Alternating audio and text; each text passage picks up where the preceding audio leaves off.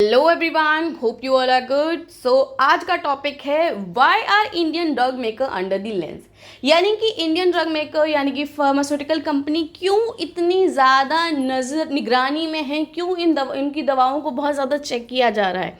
वैसे अगर आप सबको याद होगा तो लास्ट ईयर अक्टूबर में एक इंसिडेंट हुआ जिसमें गैम्बिया नाम की कंट्री जो कि अफ्रीका में है, वहाँ पर 70 बच्चों की डेथ हो गई बाय कंज्यूमिंग कफ सिरप। वहाँ पर उन बच्चों को कुछ लंग्स से रिलेटेड प्रॉब्लम्स थी। उनको 1 साल से 5 साल के वो बच्चे थे, उनको वो कफ सिरप्स दी गई जो कि इंडिया से मैन्युफैक्चर थी। उन कफ सिरप को पीने के बाद उनकी किडनी फेल यानी रीनल डिसऑर्डर हो गए, उनको किडनी से रिलेटेड दिक्कतें हो गई, जिसके कारण से 70 बच्चों की डेथ हो गई।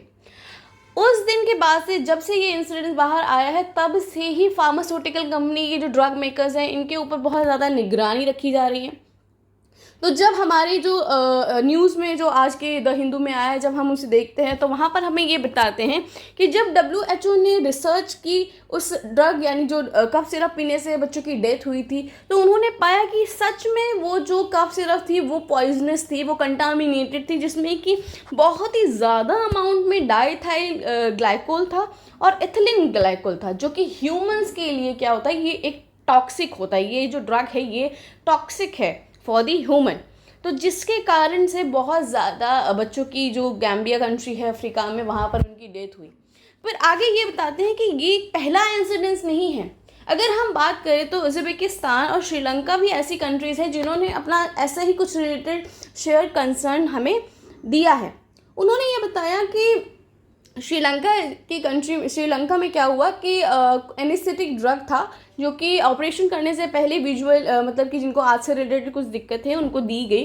फिर क्या हुआ कि वो ड्रग देने के बाद वो जो पेशेंट था उसको ऑलरेडी और ज़्यादा ही आई से रिलेटेड दिक्कत हो गई, विजुअल इम्पेयरमेंट डिजीजेस हो गई, उसको दिक्कत हो गई। तो ये देखा गया और उज़्बेकिस्तान में भी ऐसे ही कुछ बच्चों को ड्रग से रिलेटेड पैरासीटामोल ड्रग से रिलेटेड कुछ ना कुछ दिक्कतें आई हैं। तो ये कोई पहला इंसिडेंस नहीं है, ऐसे बहुत सारे इंसिडेंट्स हैं।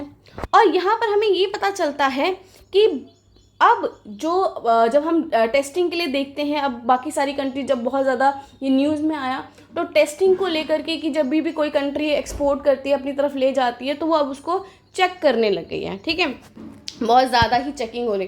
तो जब हमने देखा कि जब सैम्पल्स की चेकिंग हुई तो वहाँ पर भी हमने देखा कि बहुत सारे मिसकंडक्ट्स थे बाय द फार्मास्यूटिकल कंपनीज। वहाँ पर Nigerian national agency for food and drug administration ने क्या पाया, उन्होंने कुछ पैरासीटामोल के जो बैचेस थे और जो कफ सिरप के थे उनको सब स्टैंडर्ड पाया। देखा कि वो स्टैंडर्ड नहीं थे, उनमें कुछ ना कुछ कमियां थी।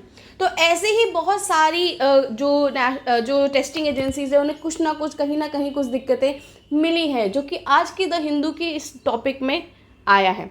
ठीक है, अब गवर्नमेंट का क्या एक्शन है। ठीक है, अब हमें समझना चाहिए कि अगर इतनी बड़ी बात, इतना बड़ा ब्लेम अगर किसी कंट्री पे, जैसे इंडिया एक इतनी बड़ी फार्मास्यूटिकल इंडस्ट्री है, अगर इस पे आ रहा है तो उसकी गवर्नमेंट का भी तो कुछ रिस्पॉन्स होगा। पहले अगर देखा जाए तो गवर्नमेंट अभी इस पे बस चेक कर रही है, अभी प्रोसेस में है कि क्या एग्जैक्टली ऐसा कुछ है या फार्मास्यूटिकल कंपनी कुछ मिसकंडक्ट कर रही हैं। अगर मैं अपना खुद का ऑब्जर्वेशन देखूँ तो लास्ट ईयर जब से ऐसा कुछ हुआ है तो अब हमारे मुझे ऐसा लगता है कि डॉक्टर्स जो है अब कम सिरप को रिकमेंड कर रहे हैं, अब एंटीबायोटिक टैबलेट्स वगैरह को ज़्यादा रिकमेंड की जा रही है। फिर देखते हैं कि इस एज अ फार्मास्यूटिकल कंपनीज कुछ मिसकंडक्ट करती हैं तो क्या कौन रेगुलेट करेगा, ये सारी चीज़ें हम देखते हैं। Under the regulatory act the centre is responsible for import and approving the new drugs based on safety and data efficiency.